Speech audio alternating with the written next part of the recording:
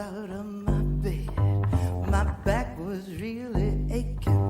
My eyes were cherry red. It's just the morning after. I don't remember who was here. I'll eat a slice of that cold pizza and wash it down with warm beer. I got that not so fresh feeling from my head down to my toes. I think I had a good time. Heaven only knows. It's just the morning after. Lord, it's funky up in here. Help me now, yeah. I'll eat a slice of cold pizza and wash it down with warm beer. Yeah, you got it now, hey. Yeah, you got it now. Hey. Good morning, everybody. Welcome to the morning after with JP and Big Joe. I'm JP. There's Big Joe. How you doing, Big Joe? Yo, what is hip? Sorry, I had to throw that in there. I'm good. How are you? Good, good. You know, it seems that every time we start the show, there seems to be a lag with your connection. Like Lagwagon? Like Lagwagon, great band, Tony Hawk 2, Oh. or maybe Tony Hawk 1. I don't remember. Yeah, I was just talking about this with my bass player, Dio. Good kid.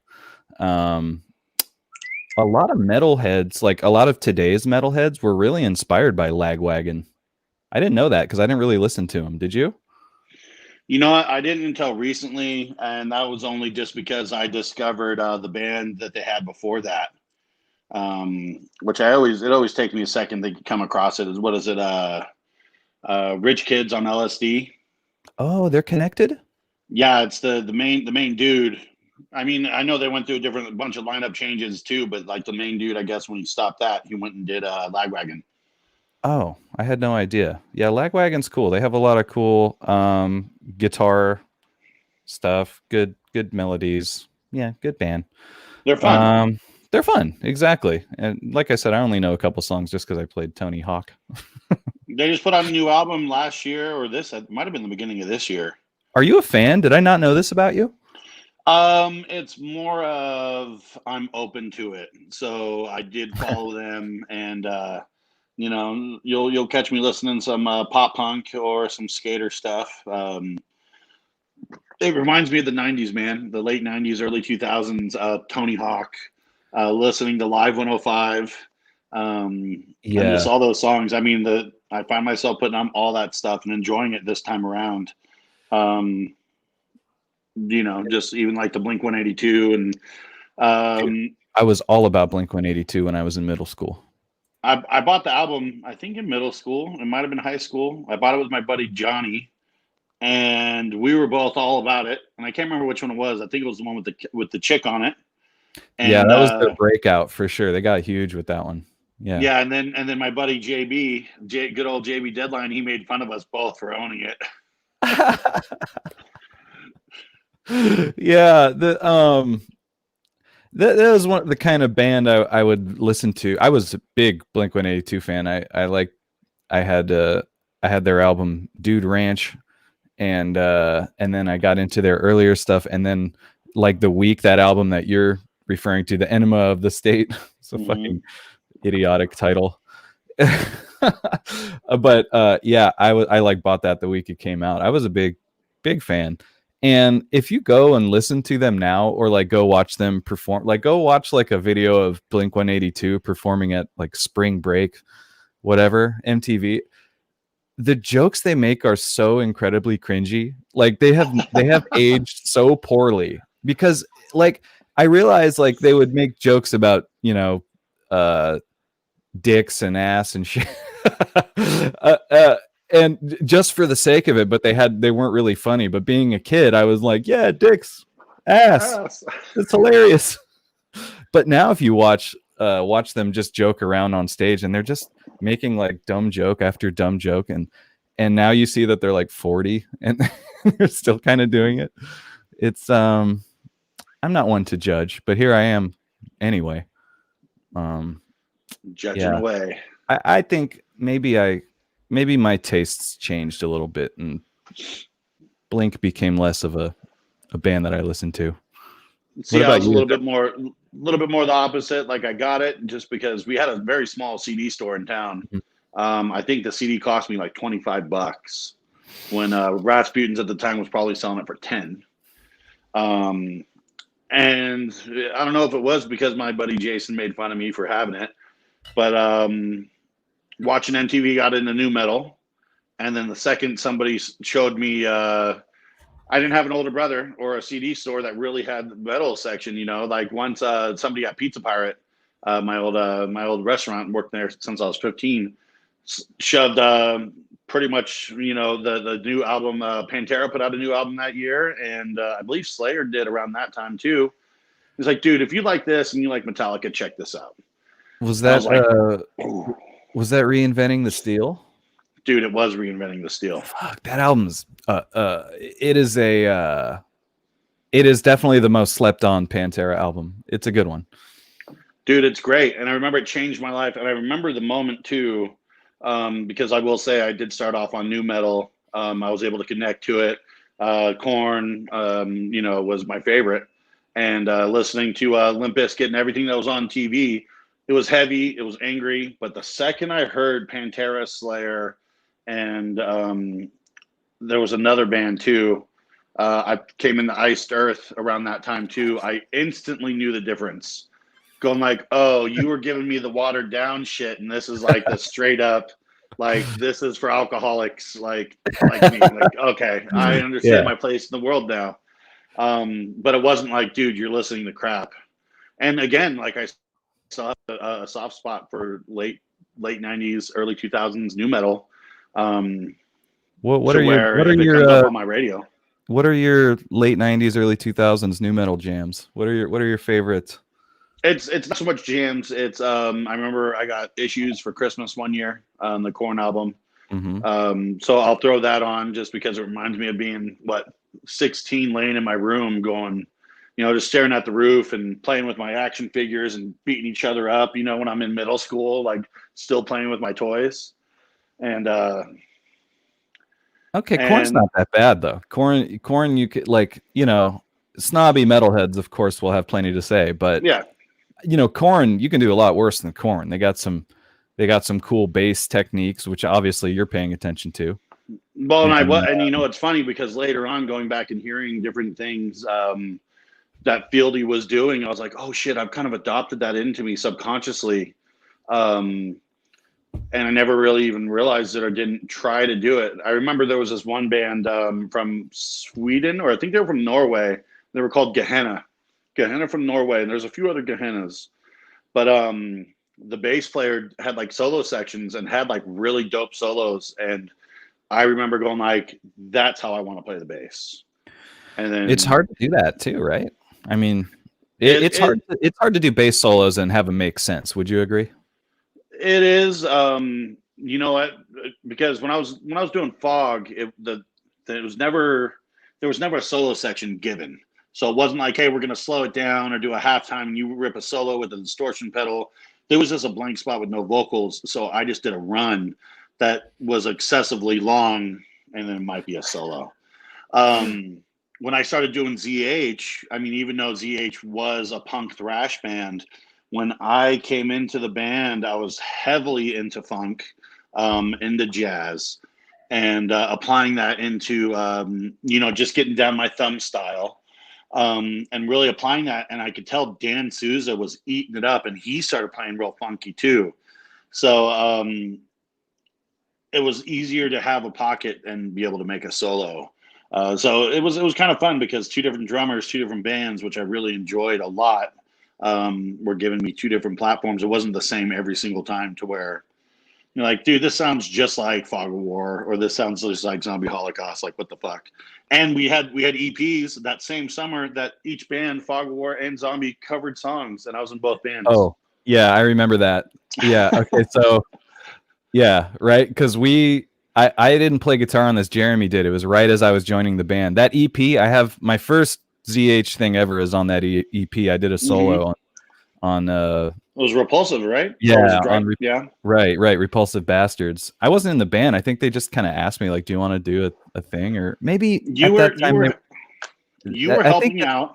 I was like a prospect at that time, I believe, or something. You were helping out, and then we had that show at the Craneway. But Yes. But you were kind of led to believe that you were a prospect, but you've always had the gig.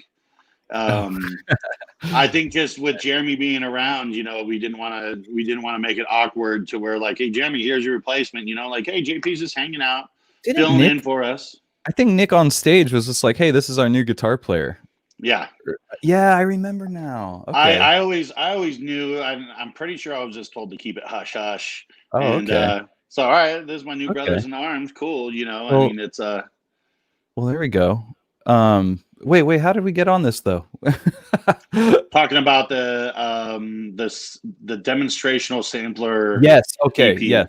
So yes, I remember now. We were gonna cover a Fog song, and we took a 6-pack in heat and made it all sexual and gross and stuff. I don't know why. It's so immature, but like everybody in the band was down for this. And you guys did a version of Boba Fett, which fucking destroys the ZH version. Like the Fog version of Boba Fett is so good. It's fucking so good. It might be better than the ZH version, but I don't want to. I mean, I didn't play on the ZH version, so I don't want to sound like I'm talking shit because I loved it. But so we were gonna put them on our demos, but I think ZH decided to pull out and sort of not put the Fog cover on the demo. Is that what happened? Yeah, but I remember you guys were bummed about it. I know I was bummed about it. Well, yeah.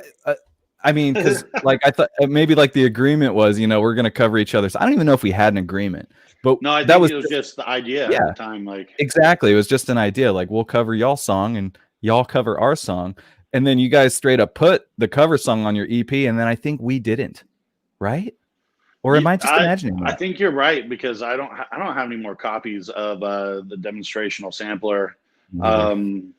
That EP for Fog was important for me because at that time I knew I was leaving Fog, so I wanted to have. We had 2 songs that made it onto their second album, and then we had a cover song which was Boba Fett, and then we had a song that was written and never performed again.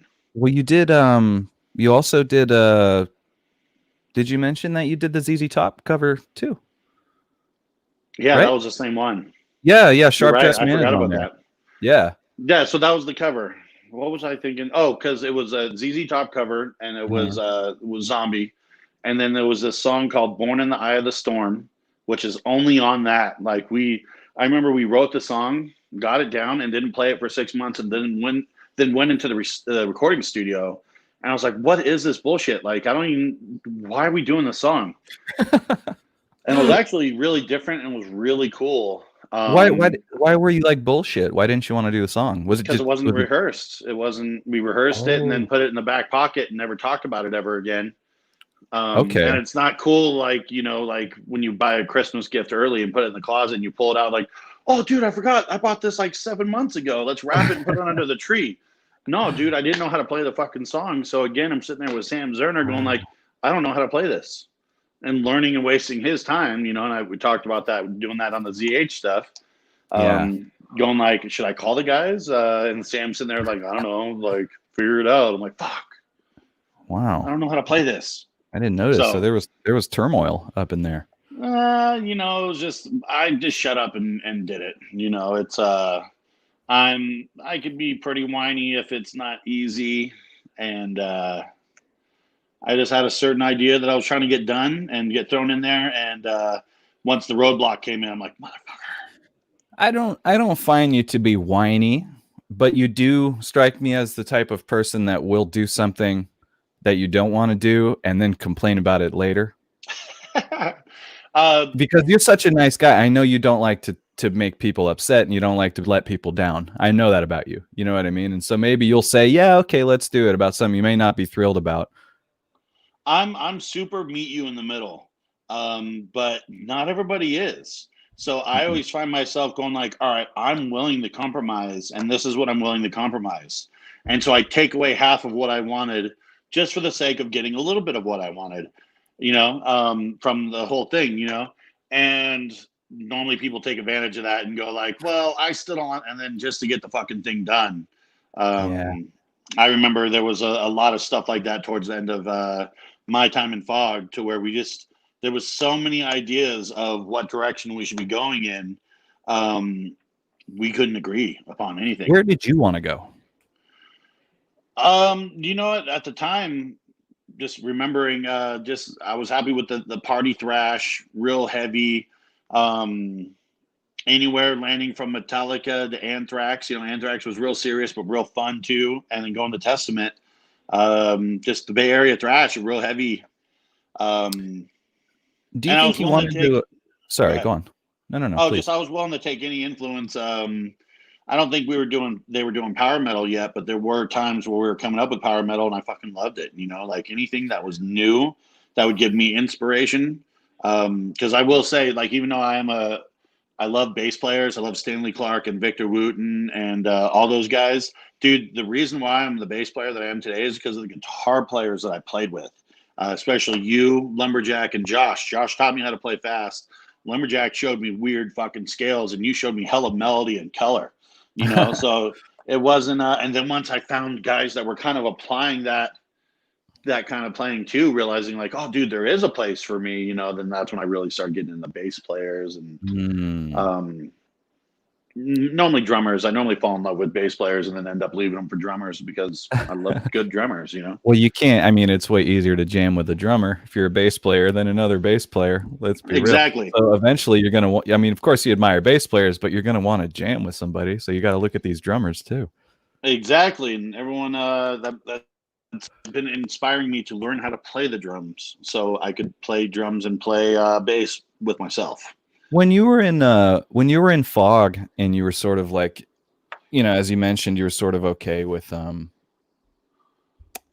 wanted to maybe continue that party thrash sort of vibe that they had going on. Do you think that's because you were in another band, ZH, at the time, and you were sort of getting your, I don't know, melodic sort of fix over there? Because ZH was sort of changing away from a thrash band and into more of a rock and roll sort of band. Do you think that maybe you let me try to phrase my question in a way that sounds like English. What I'm saying is, like, do you think that you wanted to maybe keep it thrashy in Fog of War because you had an outlet for all the other sort of ways you wanted to play in ZH? No, not necessarily. I mean, there might have been, but it was more of I feel that was the original plan for Fog. Be kind of like and Josh and John were always trying to write fun stuff. Josh was always trying to write better stuff. So, but like we had a song called DOA and it was really testament-y, and that was it for me. I was like, dude, DOA and Six Pack and Heat, that's tight. And I had some cool bass parts in there, so I was happy with like not just playing root notes. Man, that first Fog album was really good. But when I went to ZH, it kind of felt more punk rock, and then it was kind of different because they were still party. It felt like they partied like I did. Yeah. A little bit more aggressively, a little bit more just who gives a fuck where you wake up in the morning. And ZH was doing more of a little bit of a rock and roll thing. Jeremy wrote some good songs, and then we were all coming together and writing some really cool songs. And I felt with ZH that the limits were limitless. There was no limit. Sorry, there was a bit of a higher ceiling, though, right? There was no roof. There was no ceiling to it. So like Fog, there was, but Fog, I was doing what I wanted to do. ZH was that new. That was that. I've been listening to Miles Davis for the past 2 years. I've been listening to Return to Forever. I have a place to put those things. I listen to so much Red Hot Chili Peppers that never learned to lick a Red Hots, but man, I was definitely playing like Flea just because I sat there and listened to him so much. Yeah, I had a place for it. You know, it was cool, but Yeah. I'll guarantee you, I would have put it in fog somewhere. Just it wasn't. There was just rules, I guess. You know, I mean, Yeah. there wasn't rules, but there was just we were already kind of doing something. But I would have found it. I mean, I was definitely doing my thumb technique in fog, and then when I went into ZH, I was doing that, and then eventually when I left ZH to go do Violation Wound, I was doing thumb exclusively, and just pretending like I was a pick player. Yeah. Well, you never played with a pick, did you? No, but I've always wanted to. My favorite bass players were pick players until I found the world of badass bass players like Steve DiGiorgio and Stanley Clark, Victor Wooten. Who's the most badass pick player out there? Oh man, okay, let's see. You know who gets the most mileage out of that pick? Danny Loker. Yeah. Yeah. He was one I remember just trying to study his style. Just like, dude, like, and his arms are so long and he's just sitting there just, oh man, how does he do it? But I've always liked Anthrax. Yeah. I mean, Anthrax had that Bello. song. Yeah, Got the Time. Do you mean Dan Lilker, Anthrax? No, but I am talking about, you know, I was thinking more SOD and first Anthrax album isn't really on my radar. It's a good album. Mm-hmm. But you know what? I've got to see not Blaze. Who was the guy? Who was the singer? In Anthrax? Yeah, the first JoE. singer in that. No, the first singer. Because Danny was only on that album too. He was only on Fistful of Metal. Right? And then they went on and recorded other things. Oh, Neil Turbin. Neil Turbin. Dude, I saw Neil Turbin live at the Pound. Really? Wait, he wasn't with Anthrax though, right? No, this was years later. This was at Thrash Against Cancer, probably around like 2004 or 5. Was it called like Neil Turbin and the White Powders or something? It was Neil Turbin and the Death Riders. And, okay, that was it. Yeah. Yeah, the White Powders. I don't know. So you want to make an Anthrax reference so people don't forget who you are. You know. Yeah, right. Yeah. And dude, it sucked. Like he had some really young guitar player that was really good, but he was like this skinny little like 17-year-old kid that, you know, needed lunch money still from his mom, you know, when he went to school the next day. And Neil was just this big dude trying to live off the Anthrax name, and just he threw a fit on stage because he threw a little fit on stage, and dude, it wasn't that great, you know. And so I've always kind of written off that first album, even though it's really, really good. I'm not familiar with it, I'll have to admit. I'm a poser. What can I say? Well, yeah, I just didn't. Anthrax was not one of the bands that I listened to when I was a young metalhead. I don't know why. I think Anthrax was the one where I'm like, dude, listen to this, and they're singing about Indians, and then they're having so fun party songs. And I have no good reason to say that Anthrax was not one of the bands I listened to when I was younger. I have no good reason, but it's just the way that happens. You know, I mean, that's. You know, sometimes just things don't come along. I feel that way about some death metal bands like Morbid Angel. I was just going to ask you, are there any bands that you feel like went kind of over your head, or you missed the time? Morbid Angel, huh? Morbid Angel. That's something that I still try to go back and listen to now that we have streaming music and I'm paying $10 a month to Spotify. Man, I feel like I want to get you into Morbid Angel because I you know, when you like a band and someone's like, they're all right. It's like, damn, I want you to see what I see. You know, like. I want you to like look at it through my eyes, you know, but you really can't, you know. I want to try to get you into Morbid Angel, but I feel like it will be in vain. You know, you say Mudvayne? I thought we moved on from new metal to death metal. You know, I saw Mudvayne. I saw Mudvayne in concert. Did you see him with Metallica? In the year of 1999, I was 13 years old, terrified. But still attending a Slipknot concert at the Warfield in San Francisco. Yes, I went to a Slipknot concert. It was honestly fucking sick too. It was like those dudes put on a fucking show too. And look, I've seen Slayer. I've seen all the bands you're thinking of. Slipknot put on a sick ass fucking show. And this was the height of their popularity, right when that first album came out. You know, the reddish. I don't know if it had. No, I had it too. Oh boy, had like Wait and Bleed on it. Yes, it was that album, and they played all that shit, and it was one of the gnarliest concerts I've ever been to. But opening that show, the first band on the bill was a band that no one had ever heard of called Mudvayne. I hated it. I wasn't into it. They looked goofy as fuck. That was their gimmick, it turns out. Then another band came out called 1 Minute Silence, and they got just straight up like wrecked by this crowd. Like the crowd hated them. And then Slipknot came out, and like dudes were literally jumping off the rafters, and like at the end of the show when the house lights are on and you're trying to find your friends and shit like that, everyone's kind of walking through the pit area, you know, and there was this guy with blood all over his face. I'll never forget this, going, yeah, just walking around the pit. The show's over and there's blood all over his face, and he's pumped as fuck, dude. And I was like, this is hell of gnarly. And then a few months later, I went and saw Iced Earth, and then I got a real taste of a metal concert. I'd like to say. It was we ended up going because I've only seen Iced Earth once, and I think it was a different one that you were talking about. We talked about this before. Who was on your bill? It was Horror Show Tour. See, I was Glorious Burden. Oh, okay. The Horror Show is such a great album. That was the one that sold me.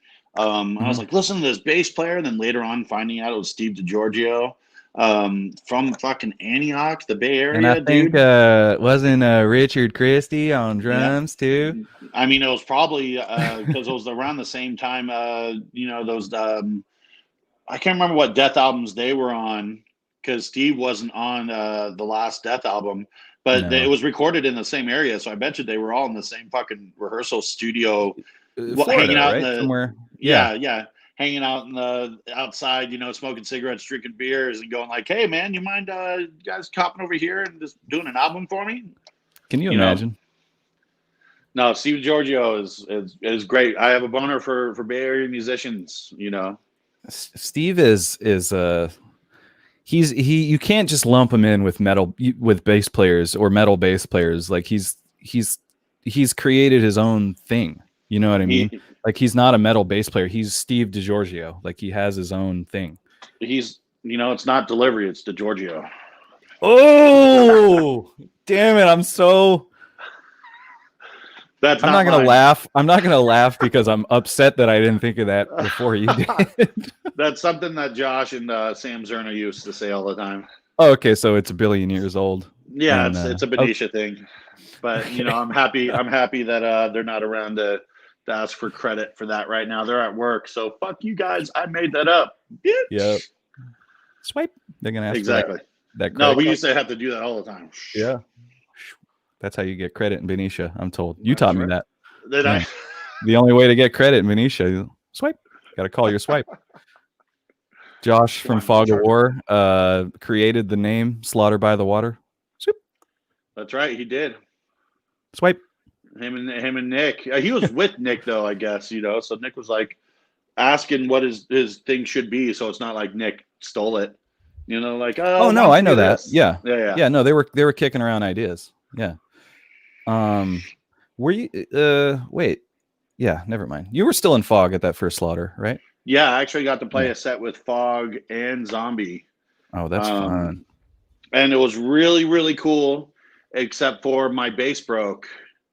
And just Zombie broke? was, I don't know. Half, I think like America's Funniest Home Video style. Just oh, fuck, No, it was the wiring got messed up somehow, or I was able to finish Fog set, and we had a killer set.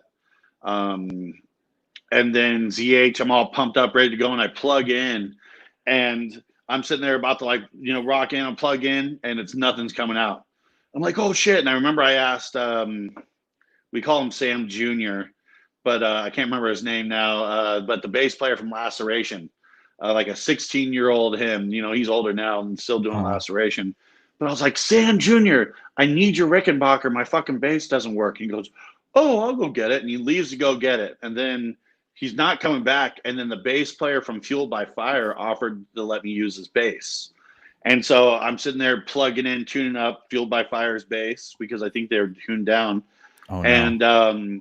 And then finally, like right before we're about to start, like 1, 2, 3, 4, Sam Jr. comes up with the bass over the crowd, holding it up, going like, I got the bass. Oh, you're already playing a bass. Like, I thought you wanted the bass. I was like, dude, it took you 7 years to get it, dude.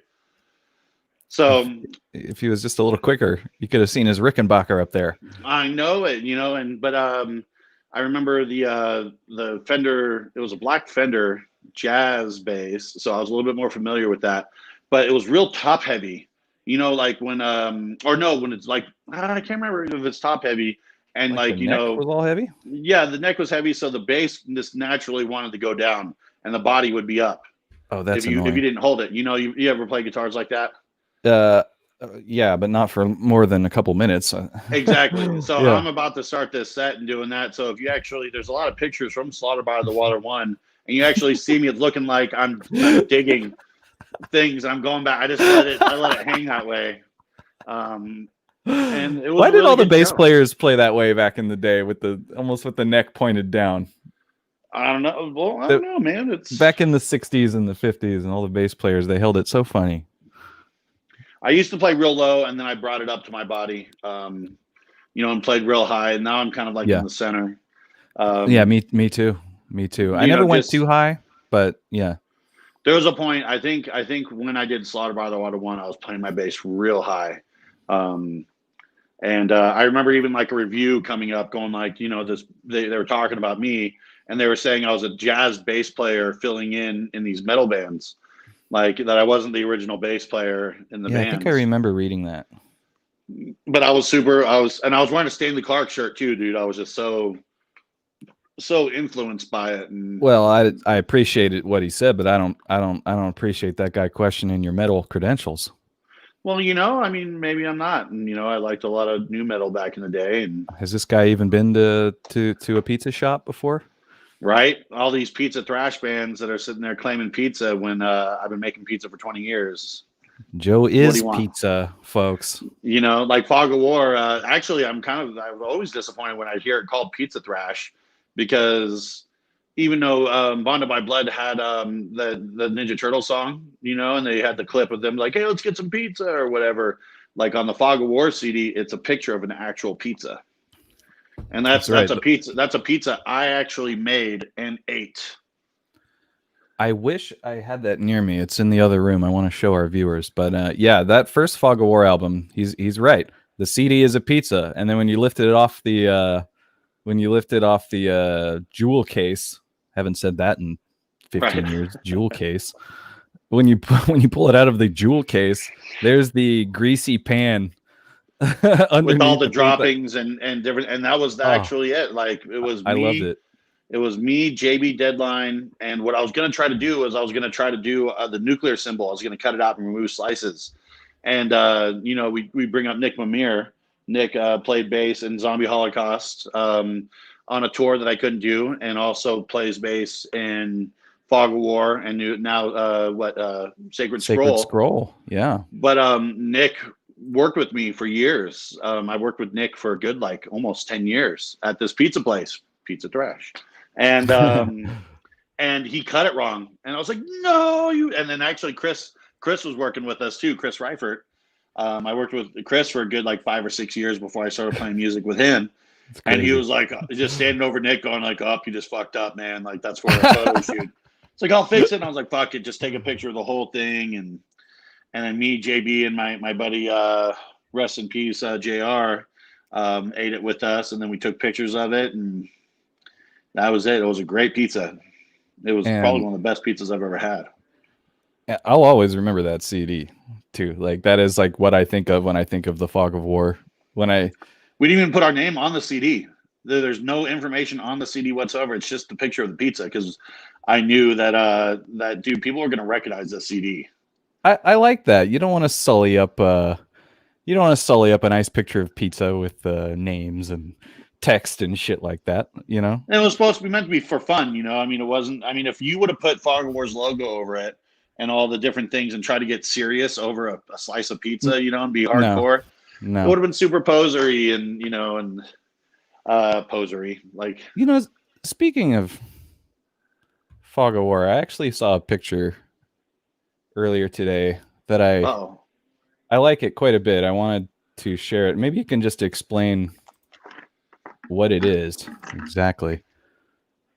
What is going on here? That's a good one. You're holding a TV. I see Mosh. I can't tell who else is in the picture, but what the fuck is happening in this picture? So I'm in the center holding the TV. Josh Moshi Poo Branham is to the right. And why did I commented on it? I'm like, how long ago was that? That's almost 300 weeks ago. Alex, Yeah. This was a pre-Wink picture before he came into the band. And so, but I don't think Wink was in the band anymore afterwards. But so that's Josh to the right. That's Matt O'Connell at the bottom wearing the vest and the backwards hat. Okay. And then Lumberjack is on to the left. Okay. And that was we were near train tracks in Vallejo. You gotta break shit if you're near train tracks. Dude, train tracks in Vallejo. We were in this home. It was a recording studio that was a radio station called Ozcat Radio. And man, we went out there, and I mean, this was before Chance was born, because Chance's mom was still pregnant. My parents and little brother came to this and stuff, and we just hung out and just drank a bunch of shit. And I think by that time we got done. We played a live performance and did an interview and got to pick out some records and all that stuff. And then we broke stuff on the train tracks. That is youth gone wild. I mean, yeah, I was not when I was 21. So Matt had to been like 16. Josh was probably like 19. John was probably 20, 21.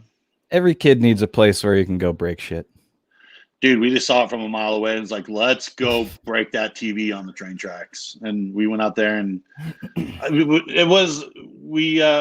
my mom took that picture or Katie took that picture. It might have been Katie.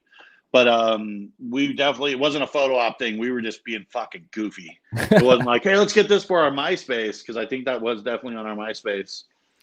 Looks like we have someone in the studio here. Looks like we got our first call in. I want to remind everybody that we're taking calls today. There's a link in the description. If there's not, sorry about that. There should be, though. Yeah, we got a first guest today. We got a pop-in guest. We got Coach Laura. Let's bring her on. Hi, Coach Laura. Hi, guys. How are you? Yo. Doing very well. Now, Coach Laura is a certified health coach, behavior specialist. She's the host of the Wellness of Madness podcast. She also is chief in charge of the Warrior Room, which is a place I work. We do virtual Zoom workouts and whatnot. Coach Laura, what's going on? How you doing? You got a podcast coming out or what? I do. Well, first of all, I just want to come on because you guys don't have any girls on this show. So, trust me, we know. We've heard enough opinions from white men. Trust me, we want to get a girl on the show. Good. Hopefully we'll have more girls on the show. So we just finished up the season 1 for the podcast.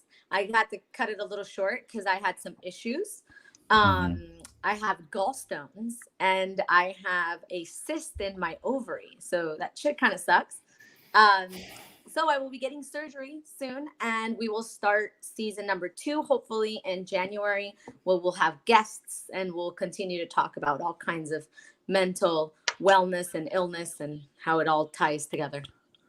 You know, you're talking to two guys who have clawed their way into sobriety and out of the depths of pain and alcoholism. And if you want to have us on the show, we'd be happy to be we'd happy to speak out about wellness, because I know, and I don't want to speak too much for Joe here, but I know that we're personally on a mission for wellness. Yes, Yeah. absolutely. Agreed. Actually, Invite us on the show, man. Yeah, no, I will. I'm actually having an episode all on alcohol and sobriety. So Mhm. you guys we're definitely gonna do a crossover of sorts. Oh, that's And gonna be good. yeah, it should be good. I'm very proud of you guys. It's not an easy task, and it's not an easy journey. So the fact that you guys continue to work on it's a big deal, man. That's what it's all about. Thank you. Yeah. So what else you got going on over there? When's your surgery scheduled for? My surgery is scheduled for November 23rd, and we're doing both things. We're removing the cyst, and we're removing the gallstones all at once, which is hopefully so much better. And then on the way to recovery. And meanwhile, I'm actually finishing up my yoga certification. Oh, So that'll be coming soon. Hopefully, I'm thinking by December I'll be yoga certified. And since I'm going to be just recovering and sitting there, I'm looking into other certifications that I might get while I'm just laying there. You're talking to two people who have terrible back problems. Yes. So this might be a little interesting piece of information that I looked at today. I was studying the nervous system, and it talks about, the tightness on people's backs, right? So it's so common that between the scapula, so between your shoulder blades, and then that lower back pain that everyone suffers from, right? So we're talking about shortening of muscles as well. So what happens is if I sit on this chair, and I sit on this chair every day, maybe for 30 minutes or an hour, and I do this for 5 years, my muscles actually shorten because that is the way your body is adapting to that situation. So is it because like all your weight is like pushing down and then it just smushes it like compresses, or? It's just the adaptability of your fibers because it's not moving and lengthening. So your body says, okay, if I'm going to be here, I'm going to adapt to this position, right? So what happens is if you don't lengthen them or stretch them, well, they're just going to stay nice and tight. And Big Joe's now we both, you're making us both like squirm in our chair. Like I need to stretch now. Yeah. So what happens is, it's called muscle shortening. But what also happens here, and I'm not going to dive in too much, but your central nervous system, who is the one that is basically the communicator that understands all the messages, goes, oh, okay, your muscles are shortening. So now your nervous system is involved. So it's really important that when we want to fix our back problems, not only we stretch, but we practice breathing and meditation or relaxation so that our nervous system can actually calm down and stop sending so many signals out. So that's really interesting. Listen to her, folks. Get some stretching in. Get some stretching. Dang, girl. I already feel better. I'm going to go for a run. And get some breathing in, guys. It's all about taking a moment. And I don't want to sound too, over here, but taking a moment to remember that everything is connected, right? Like everything, the earth, everything around us is connected. So we need to take the time to just breathe and feel connected. And that way, with a healthy nervous system, we're going to approach situations in a more calm and restrained way than just being insane and stressed out and angry because we're not, having those moments to connect. So have about a minute a day to just breathe. Just breathe. Take your time. Listen to her. You all both. Right? No, I was talking to our viewers. I'm not good at taking. Oh, I'm not good at taking. Maybe you too. All right, man. All right, I'm listening. Fuck. I'll admit it. I've been given a lot of good advice in my life. I'm not super good at always following it, but Hey, none of us are, man. We all have a little bit of what we think is right or wrong, and it takes time to listen. It takes growth to listen. But eventually it'll stick, right? Yeah. I want to say that hopefully you guys can bring me on the show and we can talk about fun stuff because I always come on here and just talk about other stuff. Well, being sober and getting healthy. Fuck. Yeah. I wanna talk about fun Lame. Well, we'll have a special Halloween episode coming up, and I'm sure you'd like to be a part of that. We'd like to have you on as a guest proper.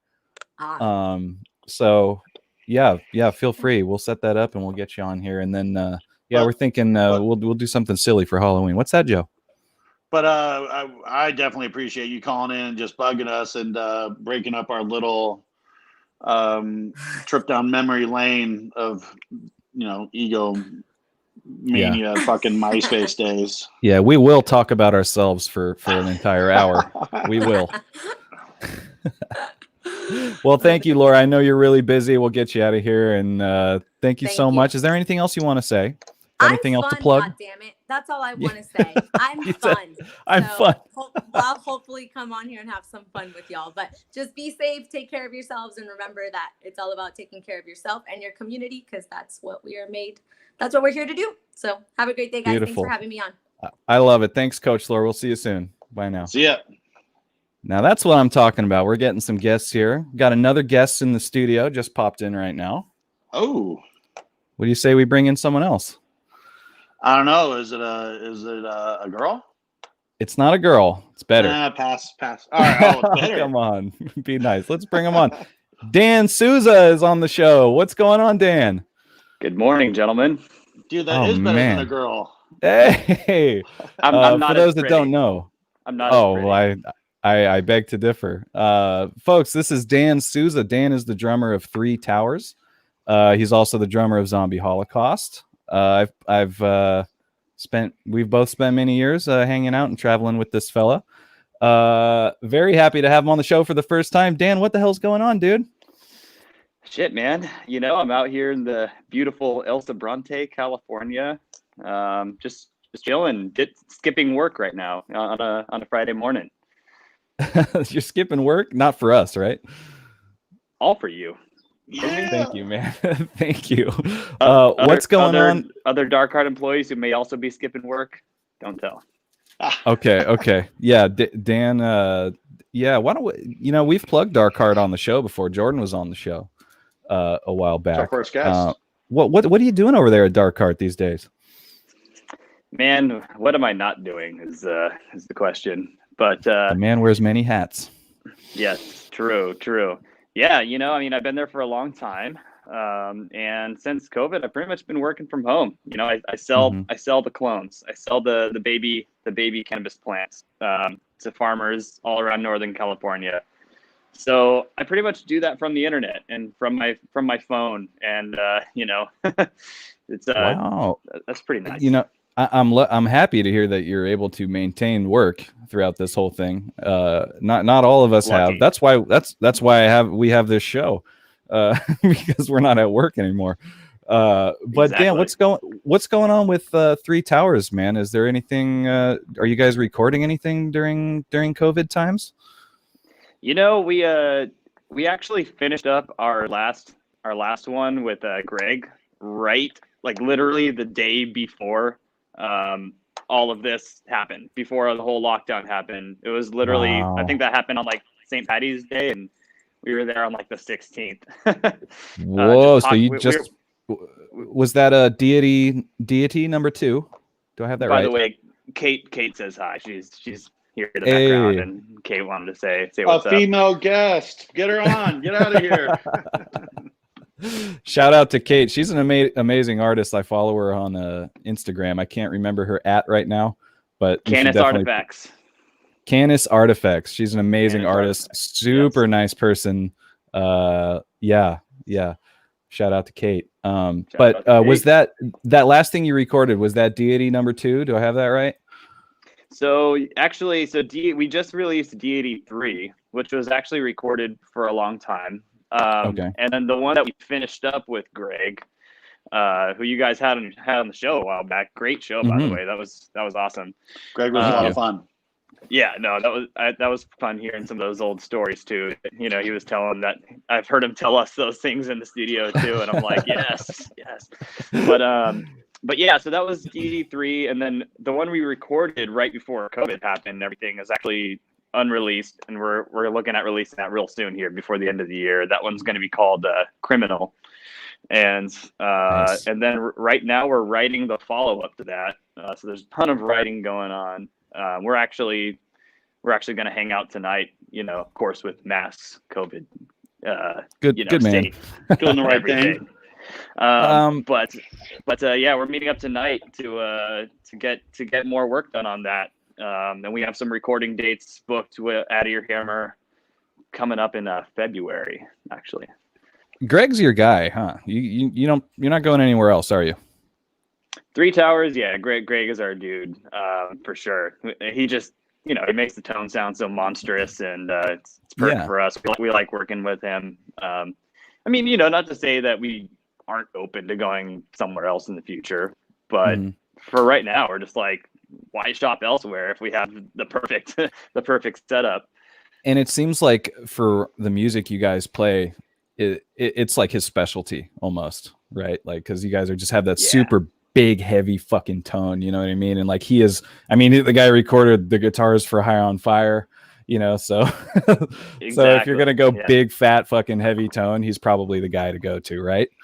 Yeah, yes, sir. Yeah, he's perfect for all the sludge metal stuff, Dan, are you in any other bands? I am, obviously Zombie Holocaust is Zombie Holocaust and will exist in some form probably for the rest of eternity. Well, pause, actually. Let's pause there. What's going on with Zombie Holocaust? You got anything in the works going on? Well, we just launched that video that that cool. Here's to You video with a bunch of friends in it. And then, me and Nick and Joe have some secret sauce up our sleeve a little bit. We've been trading some riffs back and forth, so we'll see. Joe's tight-lipped about the whole thing. I host a show with him every Friday. He hasn't told me a fucking thing about it. So I hope I get to be asked on to be interviewed about it. There's not much to tell yet, but there are definitely some riffs circulating right now, and we're gonna see what form they take. I'm excited, and I know a lot of other people will be excited as well. So that's awesome. Now, please, what other bands are you in? I know you're in more than 2 bands. You're always in more than 2 bands. Well, yeah. So there's actually another new one that kind of popped up. It's called Aspasia, and that's with I don't know if you guys know Courtney Garrig. She's like an old school Castro Valley punk girl. Went to Redwood High. Maybe I do know her. I don't know. In that my generation. I know there was a few generations of Redwood High. You and Jordan, and then Nick. Yeah. And we almost overlapped, but yeah.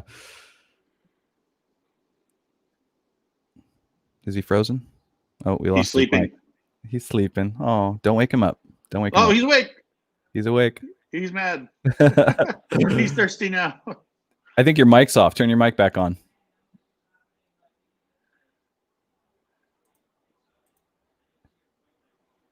Oh man, the mic's not connected. So I'm gonna put you in the waiting room, Dan. Get your mic figured out if you want to hop back on. All right. Ooh. Something happened to Dan's mic, man. I wanted to know what was going on. So Dan's in another band. Man, what's up with this Zombie Holocaust stuff? I can't wait to hear this stuff, man. Yeah, that's top secret right now. Until, okay, you don't have to tell me. I won't be mad. Boy, that sucks. We lost Dan. Maybe he's redoing the link. I had that same problems last week. I kept getting booted.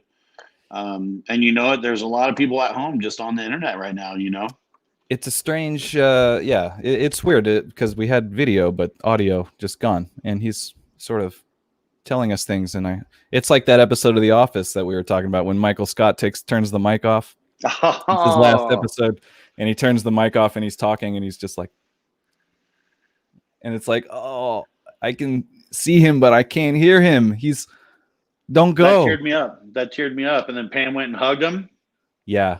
Oh, I teared up. Because we weren't sure if Pam was going to make it in time. Pam.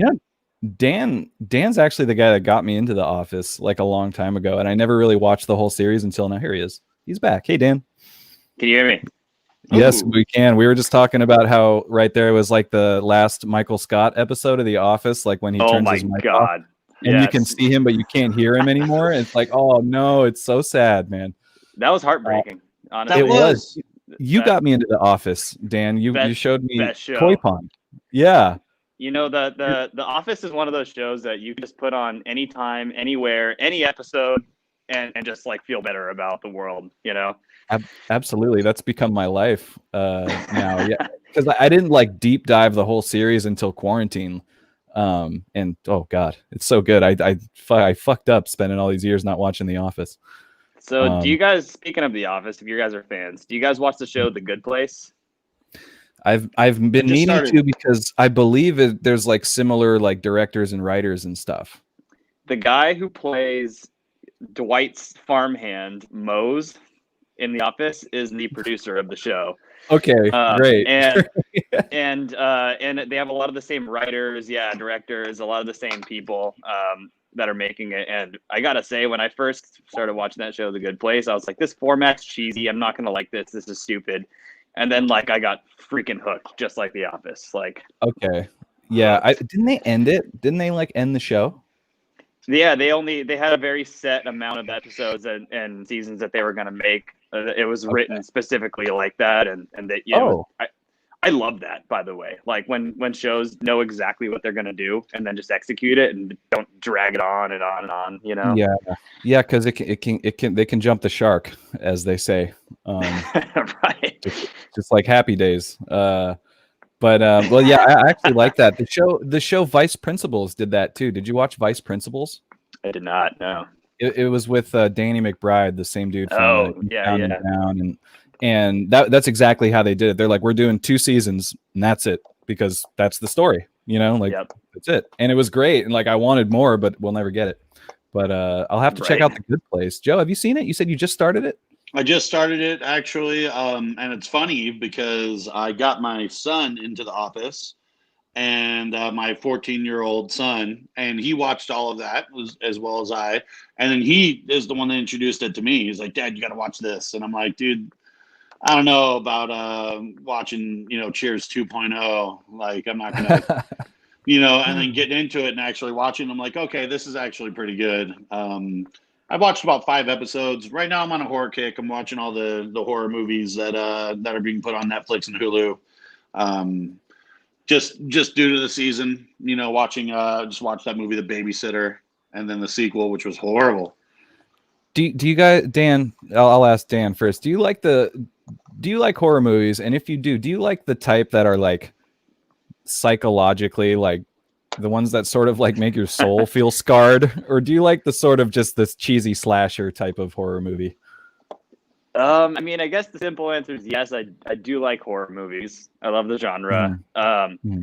I honestly gravitate more towards the cheesy shit, like the gore and like the, like the psychological ones are great. And sometimes I'll come away from it going like, man, that was a great movie. But like, in the end of the day, I'm just never in the mood for it, man. Like, I'm like, I don't know. Like, I watch some like heavy shit on TV, like, or like shows that really make you think. But like with the horror genre, for some reason, I just want like good old fashioned fun, Yeah. I'm with you. Yeah, go on. There's this one, actually, this new one that just came out. It's kind of a B movie called Uncle Peckerhead, and it's about like, it's about this like punk band that's like just starting out, and like they really kind of suck, and they're going on tour for the first time, and they need a roadie, and they end up like meeting this random like kind of like redneck dude like with a van that's like, oh, well, I'll drive you on tour, and then just horrors happen, and it's like super cheesy B movie about a punk band on tour. I highly recommend that if you're in the mood for some cheesy horror movie genre. That's on Dan's movie list. Okay. Yes. Yes. Yeah, I'm with you on the cheesy thing. I liked Get Out, but I didn't like the bruising of the soul. Even though it was a fucking amazing movie. It's so good. I love Get Out, dude. But like, and my fiance, Coach Laura, we just had her on the show. She is all about she said it right here. Disturbing shit all the way, she writes. So that's her kind of shit. And like, yeah, and since it's October, she's like, we got to watch scary movies this month. And I'm like, dude, I'm down. But she wants to watch like the ones that like, this guy, he gets kidnapped and then he gets tied to a bed. And then the woman breaks every one of his fingers one at a time, and then plays a video of his mom getting raped. And I was like, oh my God, like, Jesus, no. Just give me a good fashion. Jason puts a guy in a sleeping bag and then hits a tree with a bag, with the sleeping bag. Right. But it's because I think I'm a little soft on the inside. To be honest, I think I'm a little sensitive, and I like a little cheesiness.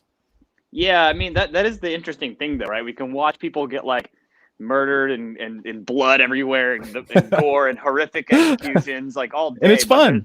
But when there's no emotion tied to it, or when there's no emotion tied to it, it's easy, right? You're just like, that's That's stupid. It's funny that our stomachs can take that and not like all the other shit, right? No, it gets too real. Yeah, real quick, Dan, before I let you go, I heard you say the words "horrific execution" right there. That reminds me of something. Yeah, that reminds me of something. Horrific execution. Now, there was a point before I joined Zombie Holocaust where certain members of Zombie Holocaust wanted to change the name to Horrific Execution. Do I have that right? You do have that right. I think I was even on board with that idea at one point. I think I was one of the proponents of that. Really? Of that proposition. So I thought it was the two Rickies. I thought it was Ricky T and Ricky D that were on Team Horrific Execution, and then you and Nick wanted to stay Zombie Holocaust. But you were on the fence. I think it was just an interesting time. I think we kind of wanted to go through a little bit. We wanted to be a little bit more brutal, and less party thrash. That's kind of what we were all listening to at the time, and and also part of it for me was like I wanted to like keep them in the band, and so I was like, well, if this will like keep us all together, then let's do it, right? I'm kind of a peacemaker, dude. So you are. But ultimately, looking back, I'm like, you know what? I'm glad we didn't do that because there was a million bands with those types of names, and we would have just been another one of those bands with that type of name and trying to write brutal stuff and the party thrash thing and the fun vibe of Zombie Holocaust set us apart.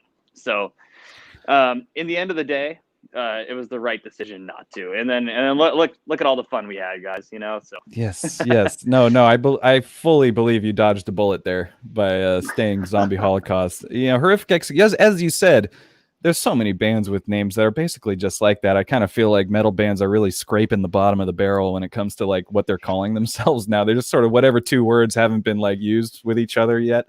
Pretty much, yeah. Yeah. So Horrific Execution, you dodged a bullet, and I'm glad to get the story from you. So thank you for that. Dan, once again, is Joe peeing? Thank you so much. Are we just listening to Joe fucking peeing right now? Pee break. Everybody quiet. Hey, all right, well. Joe, your mic's on. Oh, shit. He knows. He's having a laugh. He's having a laugh. All right. Well, sorry, thanks. No, he was filling up his water. He had us. He got us. You're still in Denver, right? Mm-hmm. I drink so much water because of the elevation out here. I saw your name on the groomsmen list for Matt O'Connell's wedding there tomorrow. Well, it's online. Yeah, it's online. So you're gonna groomsmen it up online. I was curious about how that's gonna work. No, it's it's online due to COVID. I mean, they planned on doing all the fun stuff and had to change things up. Those fuckers! I canceled my wedding due to COVID, and they're just having it. They're having a digital wedding. So anyway, before I go, a big shout out to Matt O'Connell. He's getting married tomorrow, and that was our date too. 10/10/2020. That was literally the date. 10/10/2020. That was literally the date that me and Laura had when we got engaged, and then everything got fucking canceled. And you're telling me Matt O'Connell's getting married tomorrow on our fucking date, and I wasn't invited. Hey, well, look at it this way: you guys will be able to do it in person, and have your friends there, So, what a funny coincidence. Well, that is really funny. Wow. All right. Well, you guys have fun at the wedding tomorrow. I won't see you there, unfortunately. I'm gonna PM Matt. No, I don't know Matt that well. He's a great guy. He's always been nice to me. But to be honest, with the way we know each other, I wouldn't invited myself either. I don't think we're there yet. So, but anyway, Dan, we'll get you out of here, man. I know you're working from home, so thank you so much, man, for joining us today. I really appreciate it. All right, guys, have a good one. All right, see you, bud. Peace. Ladies and gentlemen, everybody check out Three Towers. It's Dan's current band. He's always been in Zombie Holocaust. He's one of the two original members. When he said the name of his third band, he sort of glitched out a little bit, and I didn't quite hear it. And Pleasure Cult. No, that wasn't it. It was another one. Oh, is he still doing Pleasure Cult? I don't know. That's what it says on his Instagram. Oh, God damn it. That one's a cool one though. That was his high school band, wasn't it? And then they decided to get back together and just carry that on. I think it's like the same members, but I don't know if they were called Pleasure Cult. Maybe they were. Oh, Maybe okay. they were. But anyway, yeah, I didn't hear the name of the band he was mentioning. I don't think it was Pleasure Cult, and then I was too embarrassed to ask again. Because you know when you hear something and you want to just like pretend that you got it the first time so you don't ask a second time. I'm used to you getting that information down, so I was like, oh yeah, and I didn't even pay attention to it. 'Cause you're supposed to come up and remind me about it. That's why podcast hosts have like producers and stuff, to like take this kind of shit down. Well, that was a success. We got a couple people to call in. I'd like to do this more often. I'd like to do this maybe once per month, maybe if it works, and just have a viewer pop-in show where anybody that enjoys our show or watches it can just pop in and be on. We can say hi. I don't care who it is. I don't care who you are. You can be on the show. Joe, you okay with that? There's a couple people. No, actually, I'm really great with that. it could be awkward. Who knows? That's why I like it though. Someone might pop on where we're like, ooh. Sometimes the mornings after are a little awkward, That is the name of the show. And with that, let's sign off, my man, because my back is I look like the letter S right now. If I was to stand up and show you, my back is it looks like the letter S. So I'm gonna go lay down. That's funny you mentioned that because today's episode is brought to you by the letter S.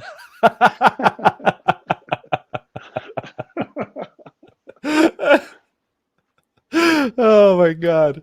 I could stand up, take my shirt off, and literally show you the letter S, and it's disturbing. It's not good. But okay, let's sign off. Let's say goodbye to everyone. Joe, you got anything else going on, man? Other than just being out here in Colorado, just loving it. I'm going to be coming home soon.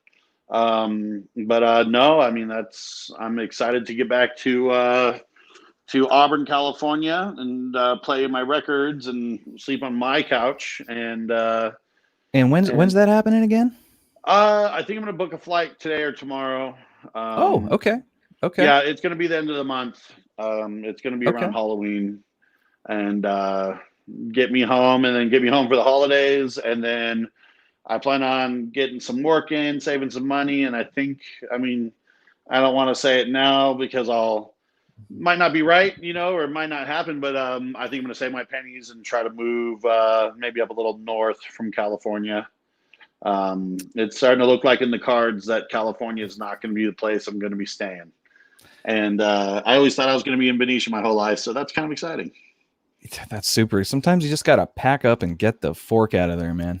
That's what this mission was, kind of coming out here and seeing what I could. And I just don't think that, honestly, I don't want to miss any times with my kids. So I'm not going to try to attempt to bury my roots here. I'm going to go back home and save a little bit of money and do all that fun stuff. Good. Well, if there's any realtors out there that want to help Big Joe look for a place somewhere north of California, hook my man up, okay? Maybe Portland. Oh boy, Portland is great. Oh, Rose City Strip. Rose, as I've said, the only strip club I've ever been to in my entire life, which is being in a metal band and you go touring and you go to big cities, and you think I would have popped into a strip club here and there, but no, I just don't think I had that kind of money to throw around to literally throw around, to be honest. But that Rose City strip club, it was the only one I've ever been to. We were there in Portland, and Henry from Witch Haven was there in general because they were playing a show up there with us, and it was just wild, man. It was wild. I didn't really know what to do. I had my money, and I think beers were $2 that night, which is why I was there. And one girl was named Kennedy, and she did her thing up there, and I was sitting at a table with Jordan and Nick Mamir, and Kennedy was doing her thing up there. Kennedy was fine, and then Kennedy, I think, was ending up her set, and somebody yelled like, "Yeah, baby," or something like that. Ooh, she's fucking, damn, mama, she's looking fine, or something like that. And then Nick Mamir goes, "Her name is Kennedy, you pig." Sticking Like up his for the voice. ladies. He stuck up for Kennedy, dude, and like his voice just boomed across, and they're bumping music in this place too. Obviously, it's a strip club, and oh my god, his voice just overrode everything. It was great. Called that motherfucker a pig. I forget who he was even speaking to. Might have been the strip club DJ. I don't remember. But anyway, I don't think I'm gonna be heading back. It doesn't seem like it wasn't a great way to spend money. But I've been trying to end this damn show, and now I'm talking about Let's do it. strip clubs. But okay, yeah, let's end it. Shout out to Rose City Strip Club. Appreciate you having me that one night in 2013. And I guess that's it. And can't wait to see you in a different habitat. It's always one of my favorite parts of the show is where in the world is Big Joe? Cool. Where in the world is Big Joe? Okay. All right. Well, let's get the hell out of here, Joe. It's been fun. Thanks everybody for joining us today. Give us a follow on Twitch. It does mean something to us. And that's all I got to say about that. For Big Joe, I'm JP. You've been watching The Morning After, and we'll see you next Friday. Goodbye.